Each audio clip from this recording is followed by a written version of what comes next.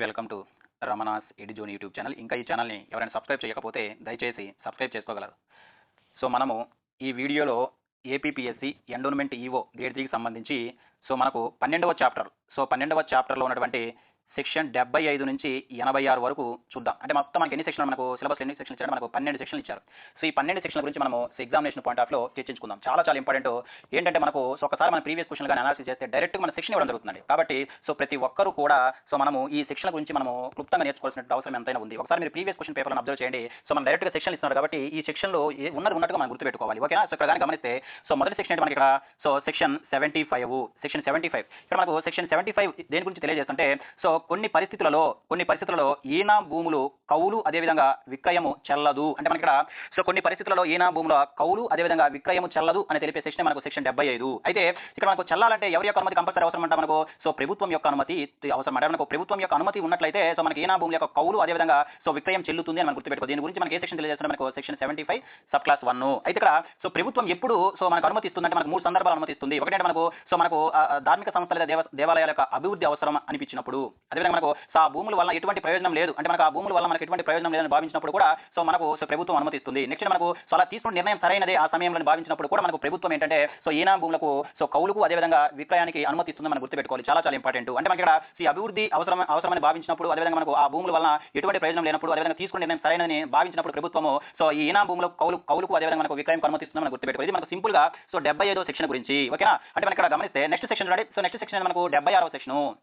ఇక్కడ నేను ముఖ్యమైన పాయింట్స్ గురించి నేను డిస్కస్ చేయడం జరుగుతుంది. ఇక్కడ మనకి 76వ సెక్షన్. ఈ 76వ సెక్షన్ దేని గురించి తెలియజేస్తుంది మనకు మత ధార్మిక సంస్థలకు లేదా ధర్మాదాయ సేవలు అందించిన వారికి మంజూరైనటువంటి భూముల బదిలీలు నిషేధము. అంటే మనకి ఇక్కడ బాగా గమనిస్తే ఈ సెక్షన్ 76 అదేవిధంగా మనకు 75 దేని గురించి తెలియజేస్తుంది మనకు ఈనా భూముల యొక్క బదిలీల గురించి తెలియజేస్తుంది. రెండు సెక్షన్లు అంటే మనకు రెండు సెక్షన్లు మనకు ఈ భూముల యొక్క బదిలీల గురించి తెలియజేస్తుంది. ఒకటి మనకు 75 సెక్షన్ అదేవిధంగా 76 సెక్షన్ అనమాట. ఇక్కడ 76 సెక్షన్ ఒకసారి గమనిస్తే ఏమన్నారు ఇక్కడ, ఏదైనా ఒక మత లేదా ధార్మిక లేదా ధర్మాదాయ సంస్థకు సేవలు అందించిన వారికి మనకి ఏమిస్తుంది, కొన్ని భూములు ఇవ్వడం జరుగుతుంది.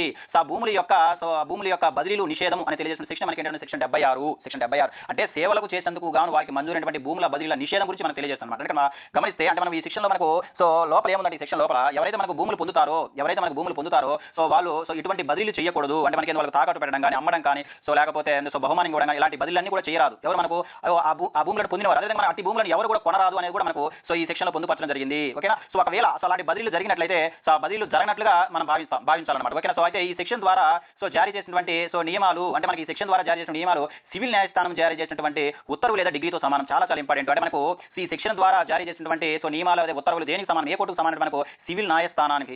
సివిల్ న్యాయస్థానం జారీ చేసినటువంటి ఉత్తర్వులు లేదా డిగ్రీకి సమానమని గుర్తుపెట్టుకోవాలి. సింపుల్ గా నేను చెప్పాలంటే ఎవరైతే మనకు సేవలు చేసేందుకు గాను భూములు పొందుతారో అటువంటి వారు భూములు బదిలీ చేయకూడదు, అటు భూములు ఎవరు కొనకూడదు. అదేవిధంగా ఈ సెక్షన్ ద్వారా జారీ చేసినటువంటి నియమాలు లేదా ఉత్తర్వులు ఏ కోర్టుకు జారీ చేసినటువంటి ఉత్తర్వులు సమానం అంటే మనకు సివిల్ న్యాయస్థానం జారీ చేసినటువంటి ఉత్తర్వులకు సమానమని మనం గుర్తుపెట్టుకోవాలి. ఇది మనకు సింపుల్ గా 76 సెక్షన్ గురించి.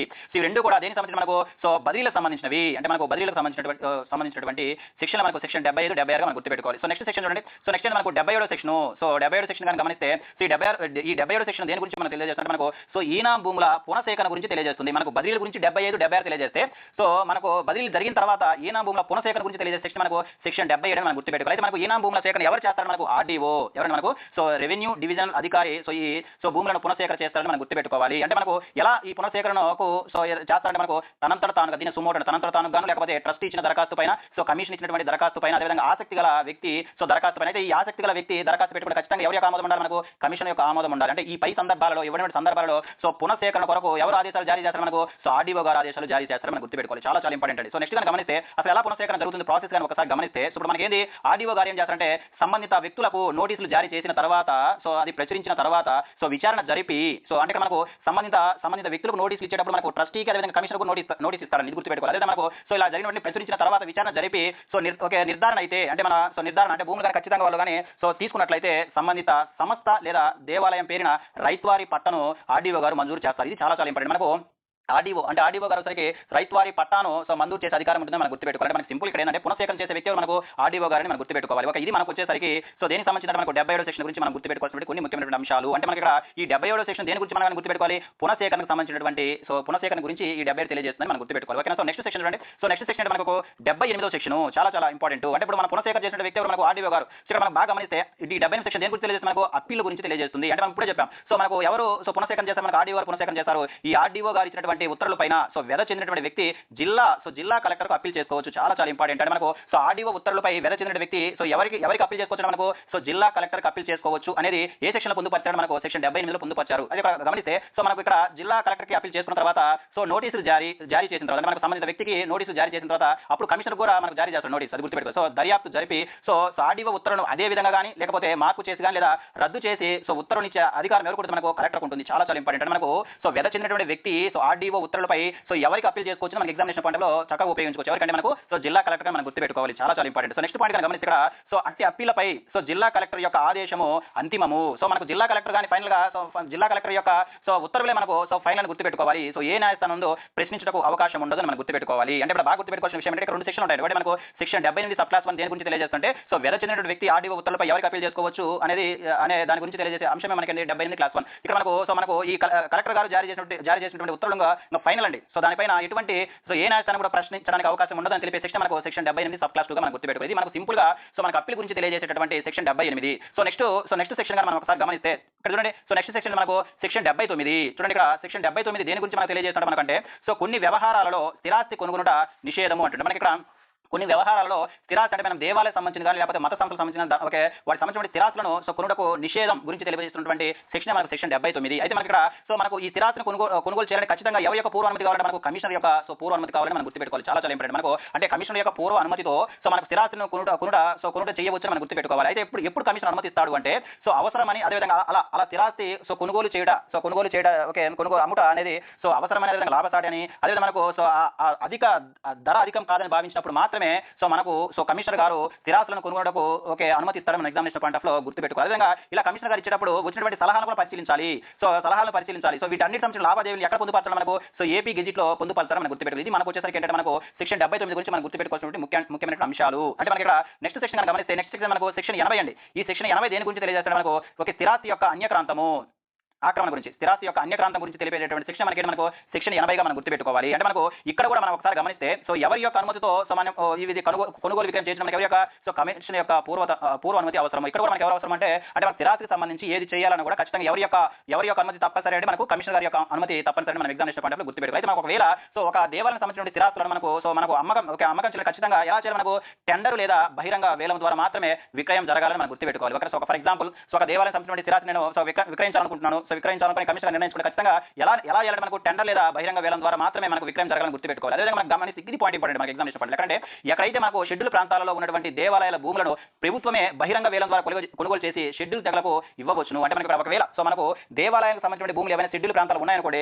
సో ప్రభుత్వమే వాటిని సో బహిరంగ వేలం ద్వారా కొనుగోలు చేసి షెడ్యూల్ తెగల వారికి ఇవ్వవచ్చు. ఈ పాయింట్ ఇంపార్టెంట్. ఓకేనా. సో ఇక్కడ షెడ్యూల్ ప్రాంతాల గురించి మనకు భారత రాజ్యంలో ఏ షెడ్యూల్ మనకు 5వ షెడ్యూల్లో ఉన్నటువంటి షెడ్యూల్ ప్రాంతాల్లో ఉన్నటువంటి దేవాలయాలు మాత్రమే దేవాలయ సంబంధించిన భూములను సో ప్రభుత్వం బహిరంగ వేలం ద్వారా కొనుగోలు చేసి ఎవరికి వచ్చి మనకు షెడ్యూల్ తెగల గురించి ఇవ్వచ్చు. అయితే ఈ షెడ్యూల్ తెగల గురించి మనకు భారత రాజ్యాంగంలోనే సో ఏ ఆర్టికల్ అందు పొందుపరచారని మనకు ఆర్టికల్ 366 అని మనం గుర్తుపెట్టుకోవాలి. ఇది మనకు వచ్చేసరికి మనం బాగా గమనిస్తే ఈ 79 అదేవిధంగా 80 సో 82 కూడా వేడికి సంబంధించిన మనకు స్థిరాస్తుల గురించి సో స్థిరాస్తుల గురించి ఇంకోటి కూడా ఉంది మనకు. అదే మనకు 80 అంటే మనకు 79, 80, 81 3 కూడా ఏంటంటే మనకు స్థిరాస్తుల గురించి మనం గుర్తుపెట్టుకోవాల్సినటువంటి సెక్షన్ అన్నమాట. నెక్స్ట్ సెక్షన్ కూడా మనకి స్థిరాస్తుల గురించి ఒకసారి చూస్తే ఇక్కడ 81 సెక్షన్ ఏం చెప్తుందంటే సో 81 సెక్షన్ ఏం చెప్తాను చూడండి.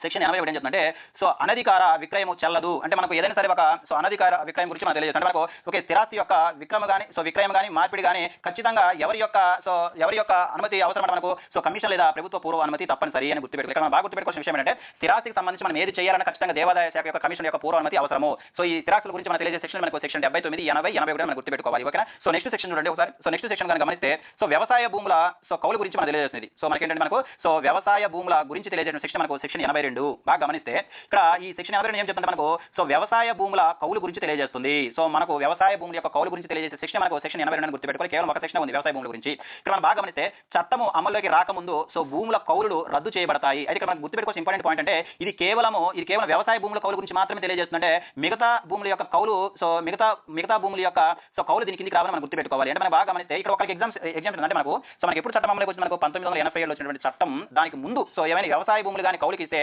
అటువంటి కౌలు చెల్లవు అని మనం రద్దు అవుతాయని గుర్తుపెట్టుకోవాలి. అయితే ఇక్కడ మినహాయింపు ఎవరికంటే మనకు సో భూమి లేని పేద వ్యక్తులకు మినహాయింపు. అంటే మనకు ఒకవేళ ఈ కౌలు వచ్చేసరికి భూమి లేని పేద వ్యక్తులకు అని ఇచ్చారనుకోండి దానికి అటువంటి వ్యక్తులకు మనకు మినహాయింపు ఉంటుందని మనం గుర్తుపెట్టుకోవాలి. అదే మనకు సో ఈ భూములనంట ఈ క్రింది సందర్భాల్లో ఈ సో భూమి లేని పేద వ్యక్తులు అమ్ముకోవచ్చు అంట. అంటే భూమి లేని పేద వ్యక్తులకు అమ్మొచ్చు అంట. ఇది మనం చాలా చాలా ఇంపార్టెంట్. అంటే మనకు కానీ గమనిస్తే సో వ్యవసాయ భూములను సో మనకు భూమి లేని పేద వ్యక్తులకు అమ్ముకోవచ్చు. ఏ ఏ ఏ ఏ సందర్భాలంటే 3 సందర్భాలు. ఒకటి మనకు వరుసగా అంటే భూమి లేని పేద వ్యక్తులు వరుసగా 6 సంవత్సరాలు కౌలు చేస్తూ ఉండాలి. అదేవిధంగా మనకు సో అప్పుడు కౌలు అతను కొని అంటే అప్పుడు ఉన్నటువంటి మార్కెట్ విలువలో 75% రేటుకి అమ్ముకోవచ్చు. అదేవిధంగా మనకు వస్తే నెక్స్ట్ సరిగ్గా ఈ 75% కూడా ఒకేసారి పేమెంట్ చేయాల్సిన అవసరం లేదండి. సో 4 వాయిదాలు చెల్లించి సో ఈ భూమి లేని పేద వ్యక్తులు ఈ భూమిని సొంతం చేసుకోవచ్చు. చాలా చాలా ఇంపార్టెంట్. అంటే మనకి ఇక్కడ బాగా గమనించవలసిన విషయం ఏంటంటే మనం దేని గురించి చదువుతున్నాం మనము సో వ్యవసాయ భూముల కౌలు గురించి తెలియజేస్తున్నాం. అంటే మనకు చట్టం రాకముందు సో ఎవరైనా వ్యవసాయ భూములను సో కౌలుగా తీసుకున్నటువంటి అటువంటి భూముల కౌలు రద్దు అవుతాయి. కానీ ఒకరికి ఎగ్జామ్స్ ఇచ్చారు. ఎవరికి మనకు సో భూములు లేని పేద వ్యక్తులకు మనకి ఎగ్జామ్స్ ఉంది. సో భూములు లేని పేద వ్యక్తులు కూడా ఈ భూములు లేని పేద వ్యక్తులు ఈ భూములను కూడా కొనొచ్చు.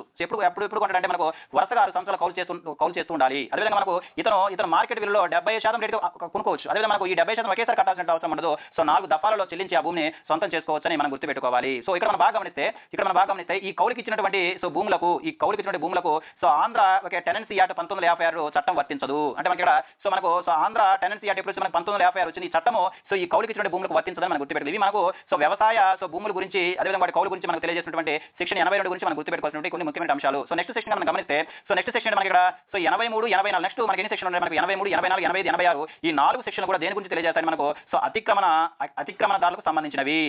అంటే మనకి ఇక్కడ అతిక్రమణదారులకు సంబంధించిన సెక్షన్ మొత్తం మీద మనకు 4 అవి మనకు 83, 84, 85, 85 మనం గుర్తుపెట్టుకోవాలి. ఇక్కడ బాగా గమనిస్తే ఈ 83 సెక్షన్ ఏం చెప్తుందంటే మనకు 83 సెక్షన్ ఏం చెప్తుంది అని ఒకసారి మనం గమనిస్తే ఇక్కడ చూడండి. సో ధార్మిక లేదా మత సంస్థల లేక ధర్మాదాయం యొక్క భూములపై వ్యక్తుల ఆక్రమణ మరియు ఆక్రమణదారుల తొలగింపు గురించి తెలియజేస్తుంటే మనకు ఫర్ ఎగ్జాంపుల్ సో భూములను ఎవరైనా ఆక్రమిస్తే ఈ ఆక్రమణ తొలగింపు గురించి తెలియజేసే సెక్షన్ మనకి సెక్షన్ 83 మనం గుర్తుపెట్టుకోవాలి.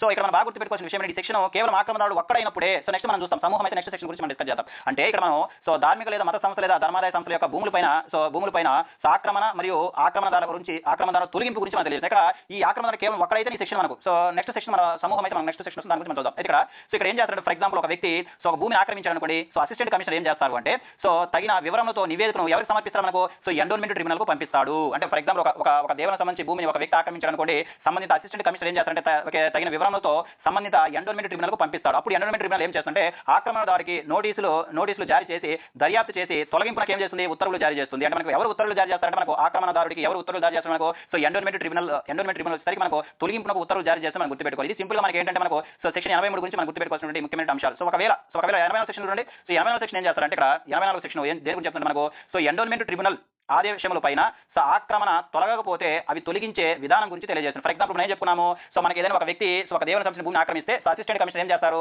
సో తగినటువంటి వివరాలతో రిపోర్ట్ ఎవరికి ఎండోన్మెంట్ ట్రిబ్యునల్కి ఇస్తే ఎండోన్మెంట్ ట్రిబ్యునల్ ఏం చేస్తుంది ఒక ఖాళీ చేయమని చేసి ఉత్తర్వులు జారీ చేస్తుంది. ఒకవేళ ఎండోన్మెంట్ ట్రిబ్యునల్ కూడా మనకు ఆదేశాలు ఇచ్చినప్పటికీ అతను సో ఆక్రమణ తొలగకపోతే అవి ఎలా తొలగించాలి అనే విషయం గురించి మనకి ఏ సెక్షన్ చెప్తుంది మనకు 84 సెక్షన్ మనకు తెలియజేస్తుంది.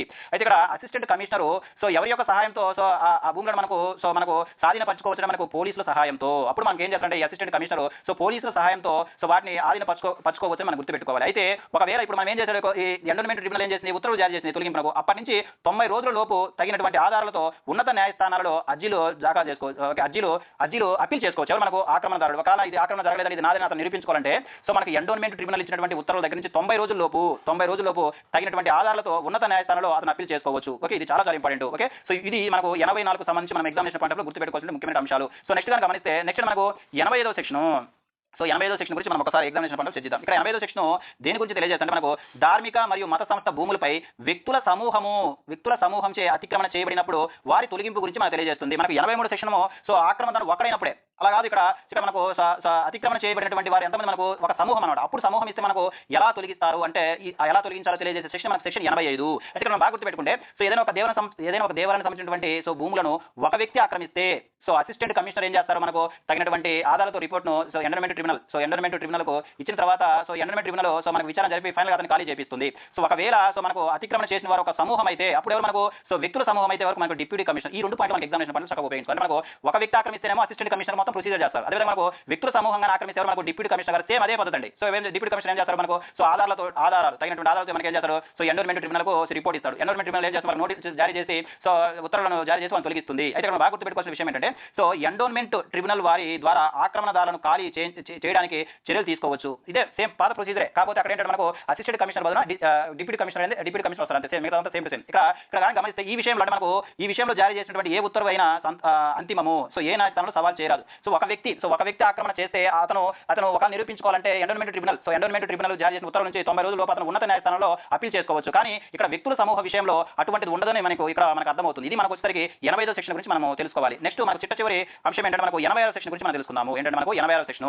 80వ సెక్షన్ దేని గురించి మనం తెలియజేస్తుంటే మనకు అతిక్రమణకు సంబంధించినటువంటి అపరాధములకు దండన గురించి, అంటే మనకు ఎవరైతే అతిక్రమిస్తారో వాళ్ళకి సంబంధించినటువంటి శిక్షల గురించి మనం తెలియజేసిన సెక్షన్ మనకు 86వ సెక్షన్ మన ఎగ్జామినేషన్ పాయింట్ ఆఫ్ లో గుర్తుపెట్టుకోవాలి. అంటే ఎవరైనా సరే ఒక దేవుని భూమికి కానీ మనకు ఆక్రమిస్తే వారికి 6 నెలల నుండి 5 సంవత్సరాల వరకు జైలు శిక్ష ఉంటుంది. అదేవిధంగా మనకు 5,000 వరకు జరిమానా ఇవ్వచ్చు. అదే రెండింటిని కూడా ఇవ్వచ్చు.